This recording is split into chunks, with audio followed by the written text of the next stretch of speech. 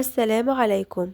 النهاردة بقى هنبدأ مع بعض أول خطوة في عالم لغة البايثون، ولو دي أول مرة تسمعوا عن بايثون فمتقلقوش خالص. هنمشي واحدة واحدة وبأسلوب بسيط جدا. الفيديو ده بقى هنتكلم عن أساسيات مهمة جدا لازم أي حد يبدأ بايثون يعرفها، زي يعني ايه مثلا syntax، ويعني ايه ان اللغة تبقى case sensitive، وهنكتب أول كود لينا نطبع بيه على الشاشة، وكمان هنعرف ازاي نكتب comments جوه الكود. اول حاجة يلا بينا نعمل ملف بايثون مع بعض. هنيجي هنا ونضغط على نيو فايل، ولو الصفحة دي مش ظاهرة عندك عادي خالص من قائمة فايل اختار نيو فايل. دلوقتي بقى هنسمي الملف بأي اسم احنا عايزينه. انا مثلا هسميه session.py. ركزوا بقى معايا في اهم نقطة، لازم يكون في اخر الاسم الامتداد .py، وده اللي بيخلي الكمبيوتر يفهم ان ده ملف بايثون. هنضغط انتر وهيطلب مننا ان احنا نحطه مثلا على اي مكان. انا مثلا هحطه على الديسكتوب، وبكده الملف اتعمل معانا. شايفين علامة البايثون اللي ظهرت دي جنب اسم الملف؟ كده احنا تمام واشتغلنا صح. طيب قبل ما نبدأ نكتب اي كود لازم نفهم يعني ايه سنتكس. السنتكس ببساطة هو قواعد كتابة اللغة. زي اي لغة في الدنيا، العربي او الانجليزي ليهم قواعد علشان الكلام يبقى مفهوم، صح؟ نفس الفكرة بالظبط في البرمجة. يعني الكمبيوتر مش بيقرأ الكود وخلاص، لازم الكود يتكتب بطريقة صح حسب قواعد بايثون. كتبناه غلط حتى لو غلطة صغيرة البرنامج مش هيشتغل ويدينا ايرور. مثلا لو نسينا قوس او كتبنا كلمة بطريقة غلط الكود مش هيشتغل. يبقى السنتكس ده هو قواعد كتابة الكود في اللغة. ومن اهم قواعد السنتكس في بايثون ان اللغة دي كيس سنسيتيف. يعني ايه كيس سنسيتيف؟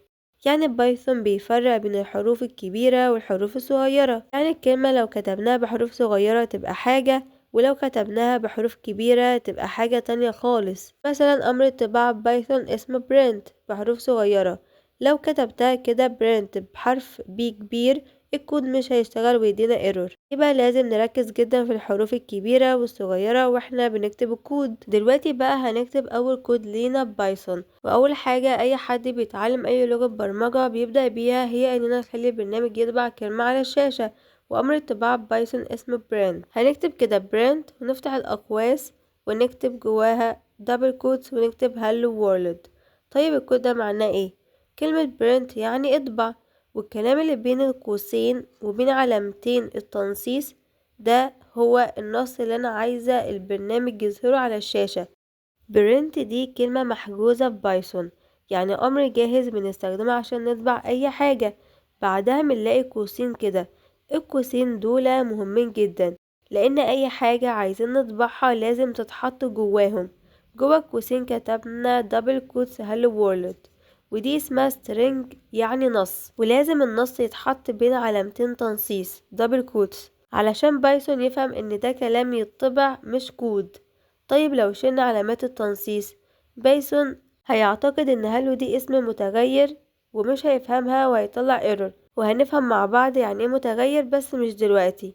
واي كلام عايزين نطبعه يتحط بين دبل كوتس. طيب بقى لو عايزين نطبع رقم مش كلمة نعمل ايه؟ لو هطبع نص لازم احطه بين علامتين تنصيص، لكن الارقام لأ، مش بنحطها بين تنصيص، بنحطها كده بس رقم 6. طيب انا دلوقتي عاوزة اشغل الكود وعايزة اطبع كلمة hello world مثلا. قبل ما نكمل ونبدأ نطبع اكيد لاحظتوا ان ظهر جنب اسم الملف علامة بيضة كده صغيرة. العلامة دي معناها ان في تغيرات حصلت في الملف ولسه ما تعملهاش سيف، يعني كتبنا كود بس لسه ما اتحفظش على الجهاز. طيب نعمل سيف ازاي؟ من قائمة فايل هنختار اوتو سيف ونفعلها. كده اي تعديل هنعمله في الكود هيتحفظ تلقائي من غير ما كل شوية نضغط سيف. دلوقتي بقى عاوزين نشغل الكود ونشوف النتيجة. علشان نعمل رن للكود هنفتح التيرمينال الاول من الثلاث نقط اللي فوق وهنختار تيرمينال وبعدين نيو تيرمينال. هيظهر لنا تيرمينال تحت كده وظهرت فوق علامة مثلث صغير جنب اسم الملف، ده معناه اننا هنشغل الملف. وبكده بايثون شغل الملف وهنلاقي طبع لنا hello world. طيب دلوقتي لو عايزين نطبع حاجة تانية زي مثلا كلمة هاي، في سؤال هيجي في دماغكم، اكتب امر برنت التاني جنب الاول ولا في سطر جديد؟ ممكن تكتبوا جنب بعض بس لازم تفصلوا بسيمي كولون يعني كده. طيب السيمي كولون ده وظيفته انه يفصل بين امرين في نفس السطر، يعني كل امر لوحده والفاصلة دي بتكون للكمبيوتر كمل الامر اللي بعده. بس في بايثون غالبا مش بتحب نستخدم السيمي كولون احنا بنفضل كل امر في سطر جديد، كده يبقى اوضح واسهل وبياخد اقل مشاكل. يعني اي امر جديد نكتبه ننزل سطر جديد وخلاص، ولما نعمل رن للكود النتيجة هتظهر تحت في التيرمينال اللي احنا فتحناه قبل كده hello world وتحتها هاي. في بقى حاجة مهمة جدا لازم نفهمها في بايثون، وهي المسافة الفارقة قبل الامر اللي بنسميها بالانجليزي indentation. يعني ايه indentation؟ ببساطة هي المسافة أو الفراغ اللي انت بتحطه قبل أي أمر في الكود. لو حطينا مسافة قبل البرنت من غير سبب، بايثون بقى هيدينا ايرور. ليه؟ لأن بايثون مش بس بيتأكد من الكلمات والكود، كمان بيتأكد من مكان كل أمر في السطر. الاندنتيشن معناه بالإنجليزي المسافة البادئة، يعني لازم أي أمر يكون في المكان الصح على حسب القواعد.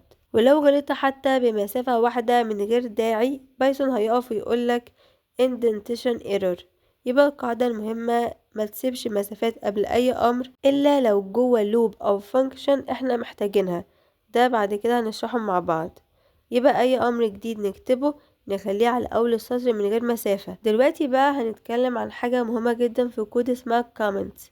الكومنت يعني تعليق، يعني كلمة أو جملة نكتبها في الكود بس بايثون مش هينفذها. الكومنت مفيدة عشان نشرح الكود لنفسنا أو لأي حد هيقرأه بعدين، أو حتى نوقف جزء من الكود مؤقتا من غير ما نحذفه. في بايثون في نوعين: single line comment، لو عايزين نكتب تعليق في سطر واحد بنستخدم الهاش قبل الكلام. الكمبيوتر هيشوف الهاش ده وأول ما يشوفه مش هينفذه، هنا بقى هيشغل امر البرنت عادي جدا وهيطبعه وهيسكيب الهاش اللي فيها الكومنت دي ومش هيطبع حاجة. تاني حاجة بقى المالتي لاين كومنتس، لو عايزين نكتب تعليق على كذا سطر بنستخدم التريبل كوتس، اللي هو 3 دبل كوتس، 3 علامات تنصيص في الاول وفي الاخر. بايثون هيعتبر الكلام اللي جوه التريبل كوتس دول تعليق ومش هيشغله، وهيطبع بس هالو وورلد. يبقى لو عايزة اعمل تعليق واحد بس هعمل هاش، عايزة اعمل تعليق على كذا سطر هستخدم التريبل كوتس. وكده نكون خلصنا اول خطوة لينا في بايثون. اتعلمنا ازاي نكتب اول كود، نفهم السنتكس، ونطبع نص ورقم على الشاشة، وشرحنا التيرمينال والكومنتس. اتمنى تكونوا استفدتم كتير، واشوفكم في فيديوهات جاية ان شاء الله. سلام.